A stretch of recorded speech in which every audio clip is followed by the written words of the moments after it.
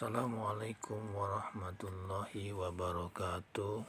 Pada kesempatan kali ini kami akan berbagi info soal-soal untuk latihan dalam rangka menghadapi P3K. Semoga apa yang kami sajikan bisa bermanfaat, berguna, dan bagi rekan-rekan yang baru pertama kali berkunjung di channel ini, kami mohon dukungannya, partisipasinya untuk berkembangnya channel ini. Silahkan berikan dukungannya dengan cara memberikan subscribe, tanda like, dan juga kami mohon kiranya masukannya untuk perkembangan channel ini ke depan dengan cara memberi masukan-masukan pada kolom komen di channel ini. Oke, untuk selanjutnya mari kita sama-sama simak pembahasan soal-soal P3K dalam kesempatan kali ini.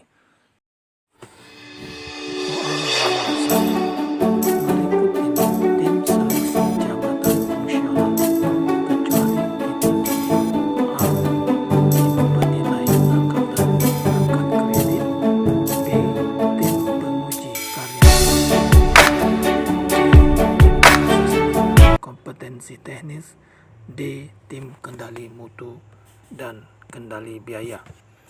Maka jawaban yang tepat dari pertanyaan berikut ini adalah D.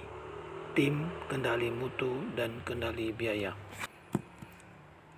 Pertanyaan atau soal nomor 2. Hubungan kerja berakhir jika habis masa waktu yang ditetapkan dalam perjanjian, termasuk dalam jenis pemutusan hubungan kerja A. Tidak bersyarat, D. Demi hukum, C. Demi pengadilan, D. Berdasarkan kontrak.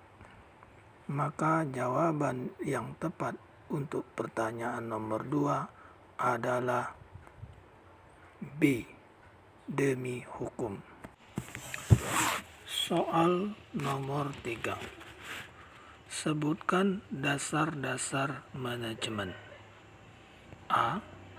Adanya kerjasama, tujuan bersama, hubungan formal, dan sekelompok orang. B. Adanya kerjasama, tujuan bersama, dan juga resiko. C. Adanya kerjasama, tujuan bersama, serta produksi. D.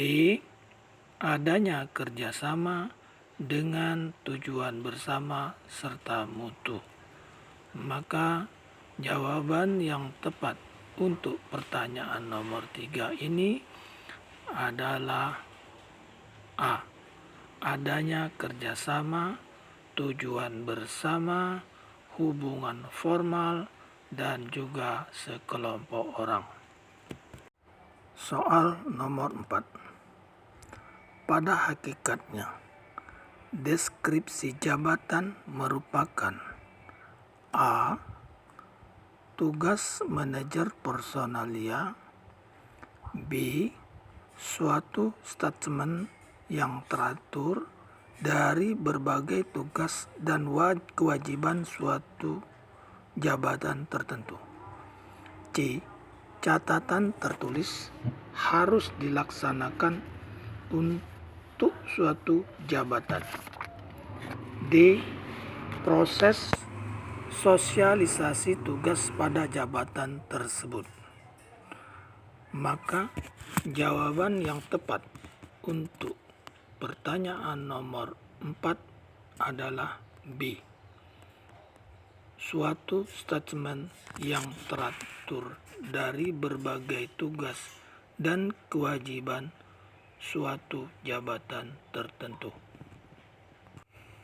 Soal nomor 5. Pernyataan yang paling tepat tentang kriteria jabatan fungsional, kecuali A.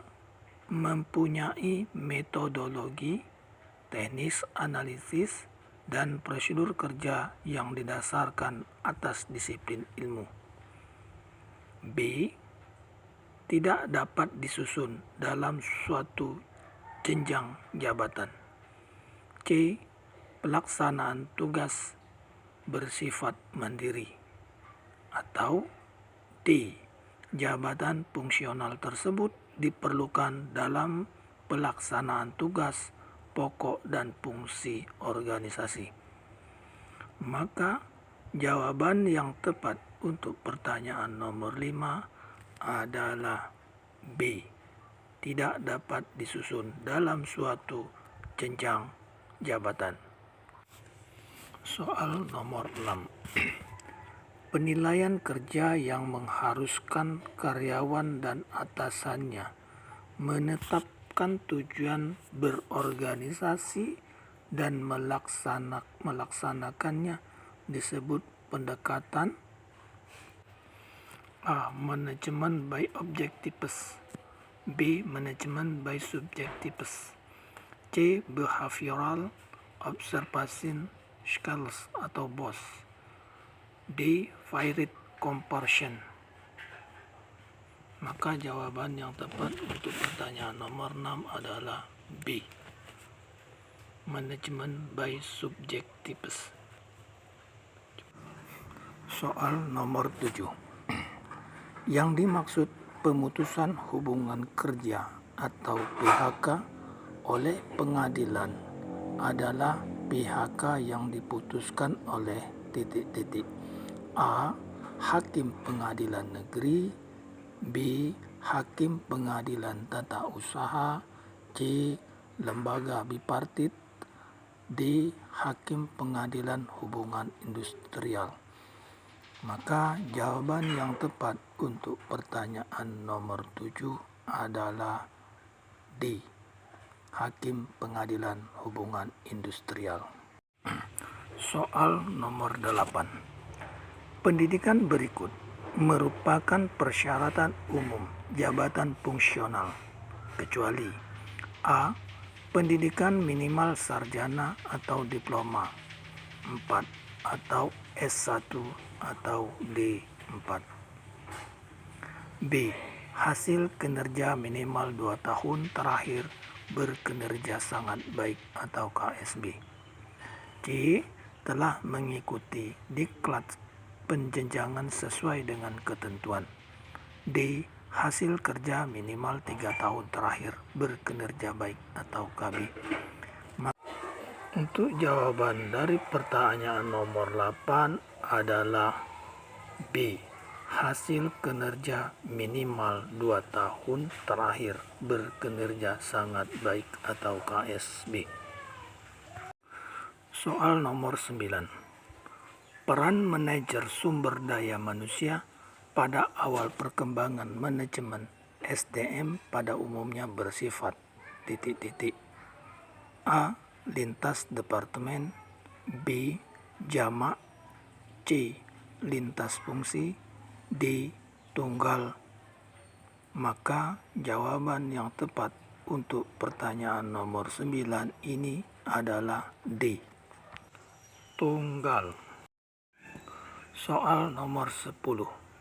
Manakah di bawah ini yang merupakan pengertian dari seleksi?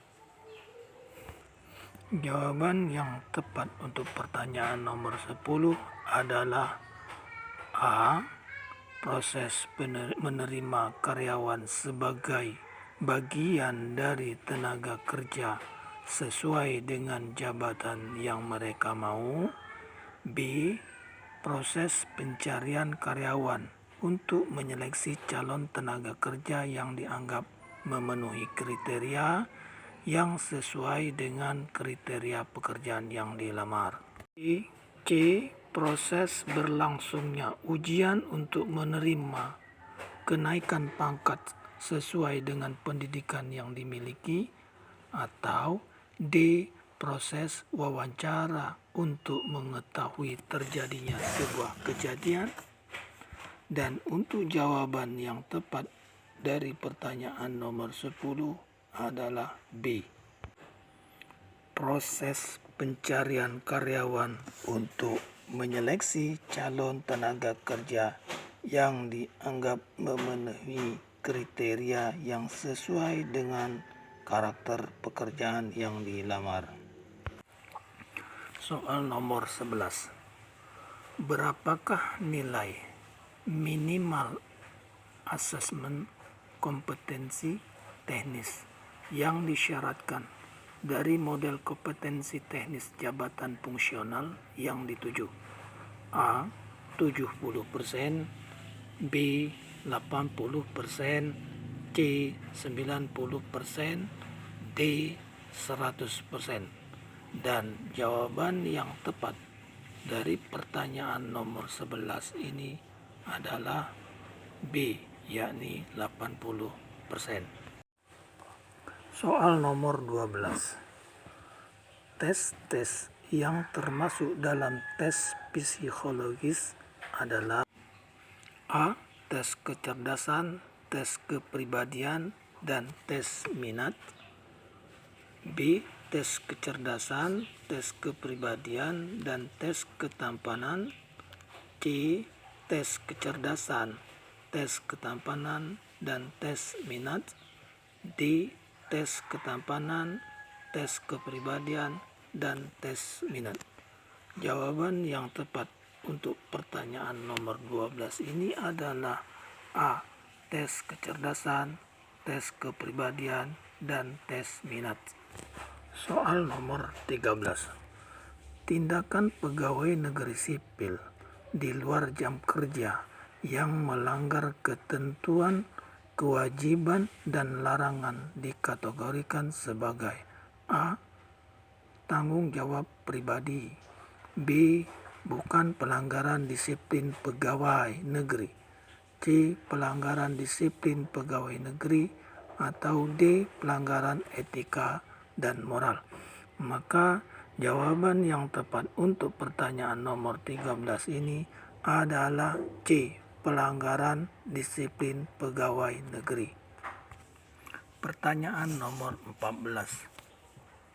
Sebutkan fungsi manajemen sumber daya manusia. A. Pengusaha mekanis, B. Paternalis mekanis, C. Sistem sosial perencanaan, atau D. Perencanaan pengorganisasian. Maka jawaban yang tepat untuk pertanyaan nomor 14 ini adalah B. Paternalis mekanis. Untuk selanjutnya soal nomor 15. Sistem manajemen keselamatan dan kesehatan kerja atau K3 dibangun untuk perusahaan, terutama untuk A. Memenuhi persyaratan waktu mengajukan izin perusahaan, B. Memenuhi tuntutan lembaga buruh internasional, C. Mewujudkan produktivitas kerja yang optimal, D. Memenuhi himbauan pemerintah. Maka jawaban yang tepat untuk soal nomor 15 berikut ini adalah C. Mewujudkan produktivitas kerja yang optimal. Alhamdulillah kita sudah memasuki soal yang ke-15, dan untuk selanjutnya kami akan masih terus membahas soal-soal untuk persiapan tes atau uji soal dalam tes P3K. Namun sebelum kami melanjutkan, kiranya yang belum subscribe dan like serta komen, kami masih menunggu untuk perkembangan dan kemajuan serta kesuksesan channel ini. Lanjut kita di soal ke-16 berikut ini. Soal 16. Di bawah ini, yang bukan langkah-langkah dalam proses seleksi ialah A. Penerimaan pendahuluan, B. promosi, C. tes penerimaan, D. wawancara. Dan jawaban yang tepat untuk soal nomor 16 adalah B. promosi. Soal ke-17. Berikut ketentuan mutasi jabatan fungsional kecuali A. Mutasi mempertimbangkan kebutuhan organisasi sesuai dengan perhitungan ABK. B. Mutasi dapat dilaksanakan bagi pegawai yang berasal dari internal maupun eksternal unit kerja yang menaungi jabatan fungsional yang dituju. C. Mutasi dapat dilaksanakan tanpa persetujuan direksi. D. Dilaksanakan melalui mekanisme seleksi. Jawaban yang tepat untuk soal nomor 17 adalah C. Mutasi dapat dilaksanakan tanpa persetujuan direksi. Soal nomor 18. Pada hakikatnya, proses analisis jabatan dilakukan untuk A. Memberikan peluang perkembangan karir. B. Memahami apa tanggung jawab setiap jabatan dan kontribusi hasil jabatan tersebut terhadap pencapaian hasil atau tujuan organisasi. C. Membuat job deskripsi. D. Mencari pegawai yang akan dipromosikan jabatannya. Maka jawaban yang tepat untuk pertanyaan nomor 18 ini adalah B.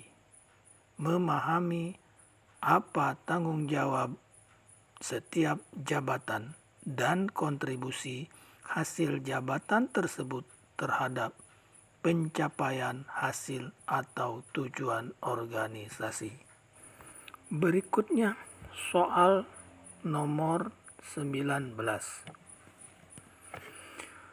Memadukan pengetahuan konseptual dan teoritis dalam proses pendidikan jangka panjang secara umum adalah pemahaman dari definisi A. Pelatihan. B. Pengetahuan. C. Analisis kebutuhan. D. Analisis tugas.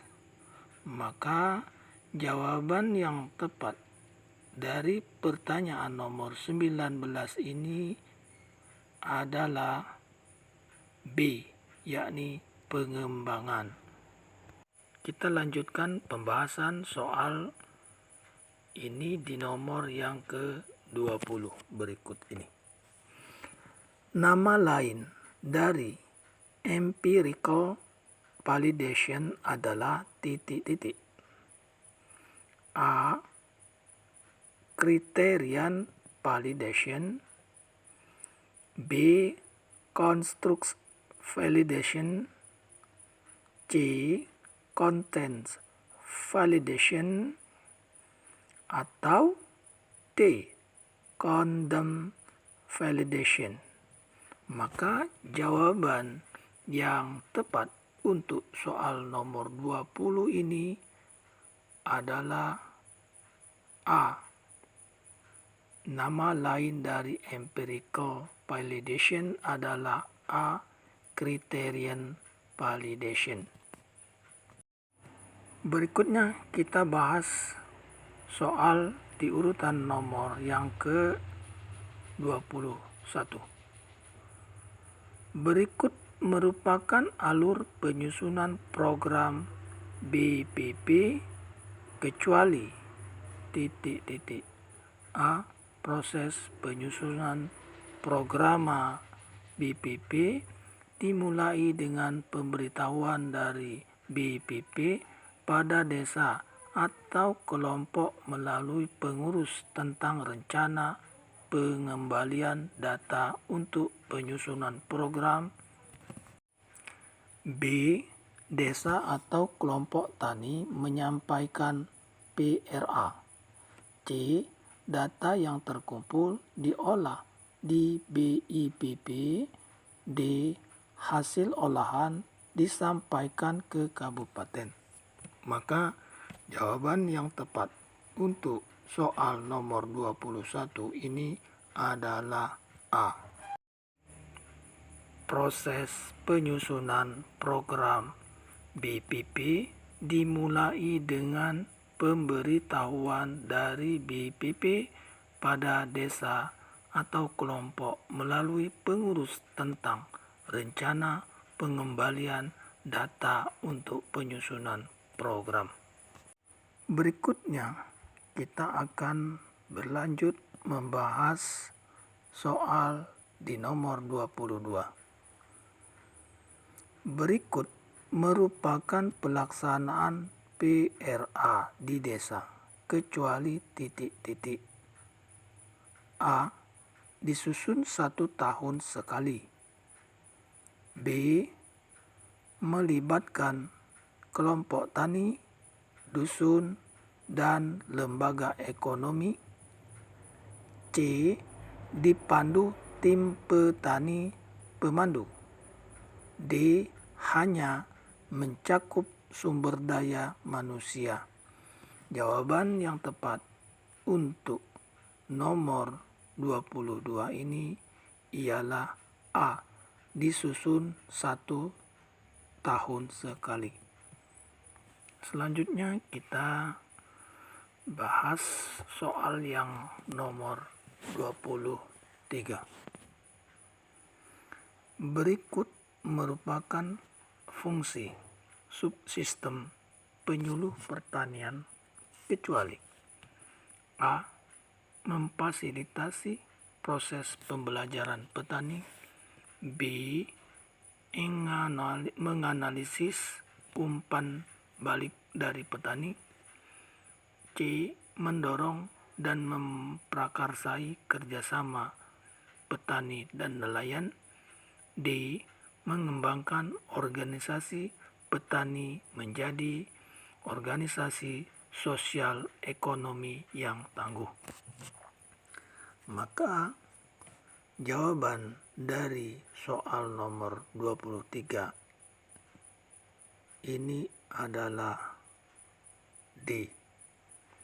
Mengembangkan organisasi petani yang menjadi organisasi sosial ekonomi yang tangguh. Demikian soal yang nomor 23. Berikutnya pertanyaan nomor 24. Tahap persiapan penyusunan PRA antara lain meliputi titik-titik. A. Pengumpulan dan analisis data sumber daya sosial. B. Pembentukan tim pemandu dan peninjauan ke lapangan. C. Analisis peranan dan hubungan kelembagaan. D. Pengumpulan dan analisis data keadaan lingkungan. Maka jawaban dari pertanyaan nomor 24 ini adalah B, yakni pembentukan tim pemandu dan peninjauan ke lapangan. Demikian pertanyaan nomor 24 beserta jawabannya. Selanjutnya soal nomor 25. Program penyuluhan mengandung unsur-unsur berikut, kecuali titik-titik. A. Memadukan aspirasi petani, nelayan, dan masyarakat pertanian. B. Adanya potensi wilayah dan pembangunan pertanian. C. Disusun secara mandatori. Dan D. Tertulis. Maka jawaban yang tepat untuk pertanyaan 25 ini Program penyuluhan mengandung unsur-unsur berikut kecuali A. Memadukan aspirasi petani, nelayan, dan masyarakat pertanian. Demikianlah latihan mengisi soal kali ini. Semoga hal ini bisa membantu dan memudahkan kita semua dalam pengisian soal-soal tes P3K. Terima kasih. Wassalamualaikum warahmatullahi wabarakatuh.